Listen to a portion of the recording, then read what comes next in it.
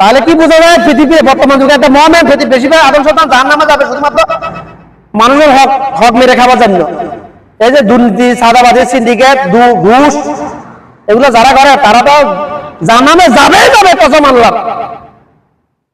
যদি ঈমান থাকে জাহান্নামে যাবে, যদি ঈমান না থাকে চির জাহান্নামী। ঈমান থাকলে সময়কালের জন্য জানে, সময়কালটা কতটুকু এটা আল্লাহই আলেম। এই যে আওয়ামী লীগে যারা সিন্ডিকেট করে দেশের অর্থ সম্পদ লুট করে বিদেশে পাচার করে দেশ বাংলাদেশকে 100 বছর নিচে ফেলাইছে, তারা সবাই জাহান্নামী আল্লাহর কসম করে বলতেছি।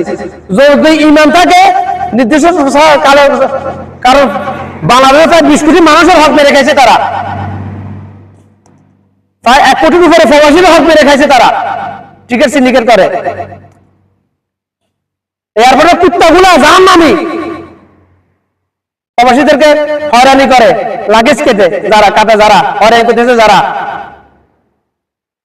কুত্তা বললে কুত্তার অপমানই হয় ভাই। মানুষরূপী জানোয়ারকে জানোয়ার বলে জানোয়ারের অপমানই হয়। কারণ বাঘ কখনো বাঘের গোস্ত খায় না, বিড়াল কখনো বিড়ালের গোস্ত খায় না, কিন্তু মানুষ তো মানুষের গোস্ত খাইতেছে, গিবত করে ভাই, নিজের আপন ভাইয়ের গোস্ত খাইতেছে না।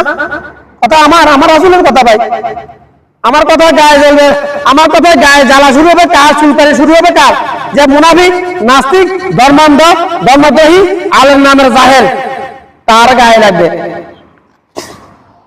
আমার কিছু করার নাই। যার গায়ে চুলকানি শুরু হবে আমার কথায়, যা তোর হিম্মত থাকলে হারাম থাকলে কবরে যা, আমার রাসূলের রওজার সামনে গিয়ে জিজ্ঞাসা কর, আমার আল্লাহকে জিজ্ঞাসা কর, কবরে গিয়ে যা। ছেড়ে দিলাম তোকে আমি। আমার সাথে ফাইট করার জন্য আসবি না কখনো দুনিয়ার কোন আদম সন্তান, টিকবি না কেউ ইনশাআল্লাহ, টিকবি না। হ্যাঁ, আমাকে শহীদ করে ফেলতে পারবি, আমার সারা জীবন তামান্নাই তো শহীদের মত, মেরে ফেল আমাকে। দিন প্রচার করতেছি, দিন কায়েম করার জন্য কথা বলেছি, এই জন্য আমাকে মেরে ফেল। আমি তো চাইতেছি এটাই ভাই, আমাকে শহীদ করে দে তোরা। আমার সারা জীবনের তামান্না আছে, 20 বছরের তামান্না পায় শহীদের মত।